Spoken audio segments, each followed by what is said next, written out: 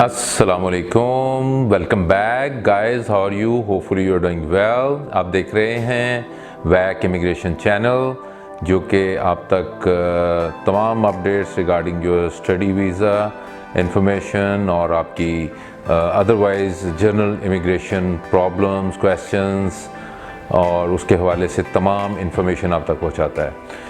आज का हमारा टॉपिक, जैसे कि मैंने लास्ट एपिसोड में आपसे जिक्र किया था कि हम कवर करेंगे यूके स्टडी वीज़ा इंटरव्यूज़ को। यूके स्टडी वीज़ा इंटरव्यू जो कि सबसे अहम पार्ट है तमाम visa application procedure and process का, और वीज़ा इंटरव्यू ऑलमोस्ट 90% अभी तक हो रहे हैं। कुछ 10% हैं जिनमें इंटरव्यूज़ नहीं कंडक्ट हो रहे, लेकिन जनरली स्पीकिंग इंटरव्यूज़ हो रहे हैं। और इंटरव्यूज़ की बुनियाद पे ही visa officer they are gonna assess how the student is he और शी अ जेन्युइन स्टूडेंट और नॉट। सो इंटरव्यूज़ एक ऐसा इंटरव्यू का लफ्ज़ जहाँ भी आता है सारे ही कंफ्यूज हो जाते हैं, परेशान हो जाते हैं या थोड़ा प्रेशराइज हो जाते हैं।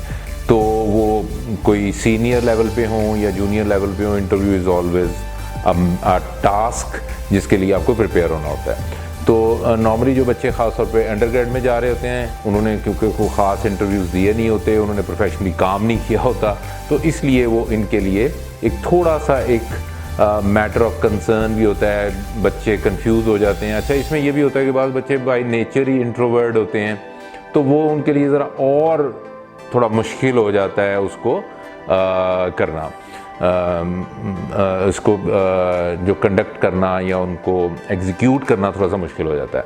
तो मैं आज आपको वीज़ा इंटरव्यू के हवाले से बहुत अहम टिप्स देने जा रहा हूं और बहुत अहम गाइडेंस देने जा रहा हूं जो आपके वाकई काम आने वाली हैं। तो मैं आपसे ये कहूँगा कि आपने इस वीडियो को आखिर तक देखना है। ये नहीं कि आप थोड़ी सी देखें और बंद कर दें, लेकिन आपको सारी देखेंगे, आपको फ़ायदा होगा। आप शेयर करें, और इसके अलावा आपके वीज़ा स्पेसिफ़िक कोई भी क्वेश्चन आंसर हैं तो आप हमारे चैनल को सब्सक्राइब करें, लाइक करें, शेयर करें। हमारा फेसबुक का पेज भी आ रहा है, उसको लाइक करें। इसके अलावा इंस्टाग्राम है, इसके अलावा हमारी वेबसाइट है, हमारे फ़ोन नंबर डिस्प्ले हैं ऊपर, ईमेल एड्रेस है। कोई क्वेश्चन है किसी किस्म का, I am always there for you to answer the questions.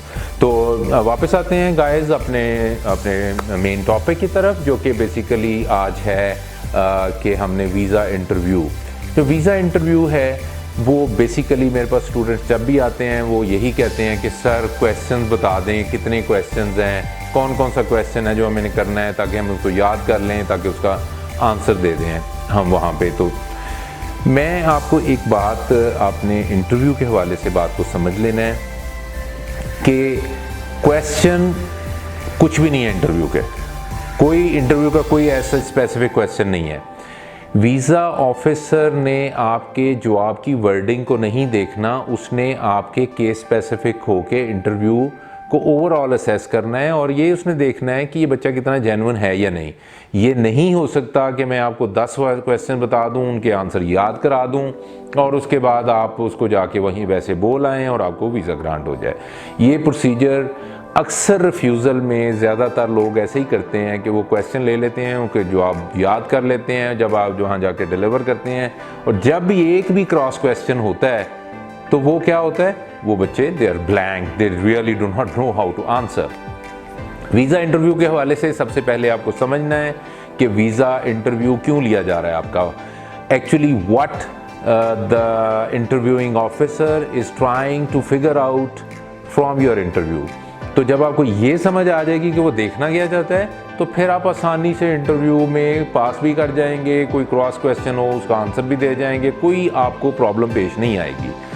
Actually in overall जो असेसमेंट करनी होती है वीज़ा इंटरव्यूअर ने, वो ये देखना होता है कि कितना ये स्टूडेंट जेन्युइन है, क्या ये वाकई पढ़ने जा रहा है, या इसका purpose just to get into UK और anywhere in the other country.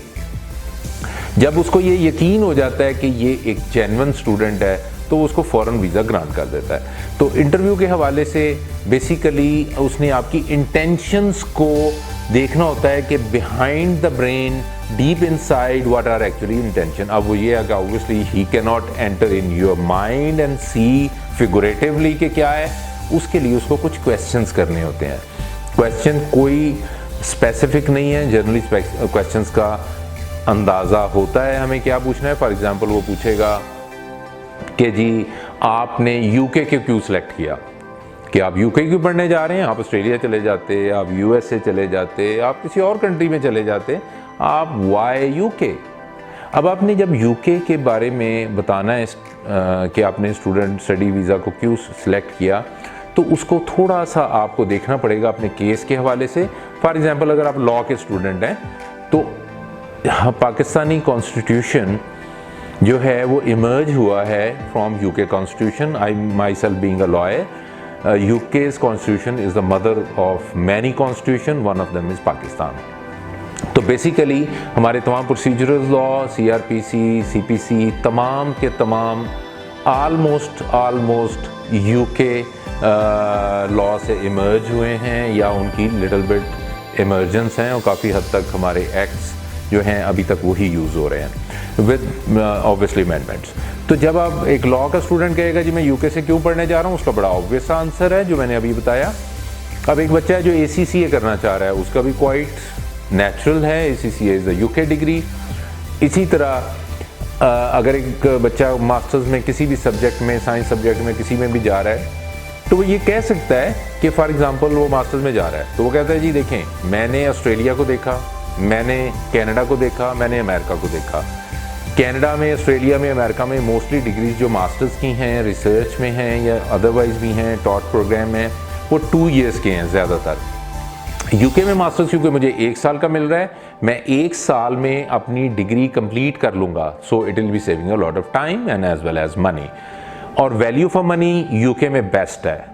अच्छा, उसके अलावा आप यूके के बारे में ये बता सकते हैं कि देखें जी बात ये है कि हमारा we have a cultural connections, historical connection with it, और हमारा लीगल कल्चर, हमारा कॉर्पोरेट कल्चर और हमारा बिजनेस कल्चर बहुत ज़्यादा क्लोज है with the British system in fashion even today. So इसके अलावा हमारे जो क्रॉस कल्चरल कनेक्शंस हैं वो बहुत इम्पॉर्टेंट हैं, और वो बेसिकली हमें इस बात के ऊपर कन्विंस करते हैं कि हम यूके से एजुकेशन हासिल करें। अब उसके बाद वो कहता है अच्छा भाई आप ये बताएं कि आपने इस यूनिवर्सिटी को, ख़ास यूनिवर्सिटी को क्यों सेलेक्ट किया। फॉर एग्जांपल आप जा रहे हैं कोवेंट्री यूनिवर्सिटी में पढ़ने के लिए जा रहे हैं, अंडर ग्रेड या पोस्ट ग्रेड, तो आप उसको बताएंगे कि मैंने कोवेंट्री को कोवेंट्री को देखा, इसके अलावा मैंने लंदन साउथ बैंक को देखा, और इसके अलावा मैंने किसी और यूनिवर्सिटी का भी नाम, मिडलसेक्स यूनिवर्सिटी का नाम लिया जा सकता है आपने, लेकिन आपने उसमें रिसर्च की हुई होनी चाहिए। ये नहीं होना चाहिए कि आपने उसमें रिसर्च ना की हो। अब फॉर एग्जांपल आप कहते हैं कोवेंट्री में क्यों जा रहे हैं, कोवेंट्री में आप इसलिए जा रहे हैं, अब कहते हैं it is rank 13th in the UK, whereas the other universities ranked above, higher than them. So this is a very good university, therefore I've chosen this. फिर जब वो आपके कोर्स को क्वेश्चन करता है, जब आपको कोर्स का क्वेश्चन करता है तो आप बताएंगे कि मैंने इस यूनिवर्सिटी में इस कोर्स को क्यों सिलेक्ट किया। अब आपकी कोर्स की रेलेवेंसी, अब मैंने पूरी वीडियो रिकॉर्ड कराई है, इससे पहले मैंने बताया था कि why I have chosen this specific course. तो उस कोर्स के हवाले से आपको अपने हिस्ट्री, जो एकेडमिक रिकॉर्ड विद ऑब्वियसली जो आपके फ्यूचर गोल एस्पिरेशंस हैं, on research in the market कि क्या आपके पास जॉब्स अवेलेबल हैं इस मार्केट में वापस आके, तो इसकी रेलेवेंसी को आपने क्रिएट करना है। अच्छा, इसके बाद एक बहुत इम्पॉर्टेंट बात है कि आपने बेसिकली इस कोर्स को इसलिए चूज़ किया कि इसके स्पेसिफिक फ्ला मॉड्यूल्स हैं। आप उन मॉड्यूल्स का रेफरेंस देंगे कि आपने इस कोर्स को इन मॉड्यूल्स की बुनियाद पे आके सिलेक्ट किया, अदर यूनिवर्सिटी में ये मॉड्यूल्स अवेलेबल नहीं हैं या कमोबेश वो डिफरेंट हैं और ये स्पेसिफिक मॉड्यूल्स इनसे बेहतर हैं। तो जब ये वीज़ा ऑफिसर ये बात सुनता है तो वो ये देखता है कि यार इसने तो काफ़ी डीप डाउन जाके इस बात की रिसर्च की हुई है कि why he has chosen a specific course. अब इसके बाद वो पूछतेगा अच्छा चलें ये बताएं कि आप क्या ज़िंदगी में करना क्या चाहते हैं और आपको इसमें क्या बेनिफिट है कि आप यही कोर्स हासिल करें। तो उसमें आपको बताना ये है कि मैंने वापस आके, फॉर एग्जांपल आप डेटा साइंसेस में जा रहे हैं तो आप कहते हैं देखें जी data science is an emerging discipline in every society, specially in Pakistan जहाँ पे हम आईटी की तरफ शिफ्ट हो रहे हैं, हर बिजनेस हर इंजीनियर आईटी पे शिफ्ट हो रहे हैं। मैं भी आपसे इसलिए बात कर रहा हूँ कि लोग ज़्यादातर ऑनलाइन शिफ्ट हो चुके हुए हैं। So people would like to see and get the information from online, आपके जो हैं डिफरेंट सेगमेंट्स हैं, सोशल मीडिया है, वेबसाइट्स हैं, rather than getting going there and getting the information. अब बेसिकली अब डेटा साइंसेस जो है, क्योंकि it is based on the data, future companies would be depending entirely on the data, on the security of the data, and collection of the data, analysis of the data, and the application of the data in the different ways. So ये एक emerging field है। तो आप उन्हें कहते हैं कि देखें ये emerging field है, यूके क्योंकि हमसे बहुत आगे है हमारी यूनिवर्सिटीज़ से, तो हमारे पास डेटा साइंसेस पढ़ाने के लिए ये कोर्स एक दो जगह पे हल्का फुल्का अवेलेबल है, लेकिन मैं यूके से पढ़ना चाह रहा हूँ। मैं वापस आके जब यहाँ पे अपने कैरियर का आगाज़ करूँगा तो I can grow very rapidly. So ये बेसिकली इंटरव्यू के कुछ क्वेश्चंस हैं, और इसके अलावा मैं एक पूरी वीडियो शूट करूँगा आपको, जो कि मैंने लास्ट वीडियो में भी आपको कहा था, body language, delivery and your expression, face expression, body language के एक्सप्रेशन, वो क्या चीज़ें होती हैं जिनकी बुनियाद पे आप एक नेचुरल जेन्युइन स्टूडेंट और एक नेचुरल ह्यूमन बीइंग लगते हैं जब आप इंटरव्यू दे रहे होते हैं। तो इस हवाले से guys I try to cover as much as of the interview for the UK, लेकिन इसके अलावा कुछ case specific question, for example एक बच्चे का रिफ्यूज़ल है तो वो रिफ्यूज़ल के हवाले से उस इंटरव्यू से क्वेश्चन ज़रूर करेगा, लेकिन उसके रिफ्यूज़ल क्या है, उसके लास्ट रिफ्यूज़ल लेटर को देखते हुए मैं उसमें आपको गाइड कर सकता हूँ। तो आपको कोई भी क्वेश्चन हो, कुछ भी आपने पूछना हो, तो आप अपने सामने आपके मेरा लिंक आ रहा है, यूट्यूब का भी आ रहा है, इसके अलावा फेसबुक पेज का आ रहा है, मेरे नंबर्स आ रहे हैं, ईमेल एड्रेस आ रहा है, तो आप बिला झिझक पूछें। There is no cost for that, it's all free for you guys.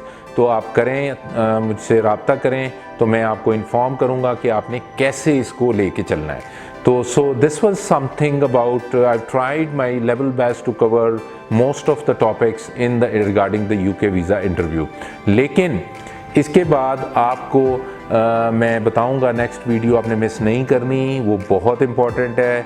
सिर्फ आप रटे रटाए जो आप बोल दें या वैसे भी बोल दें, लेकिन आपकी डिलीवरी ठीक ना हो, अगर आपकी बॉडी लैंग्वेज ठीक नहीं है तो आपको वो पे नहीं करेगा। इसलिए नेक्स्ट वीडियो आपने ज़रूर देखनी है, इसको मिस नहीं करना।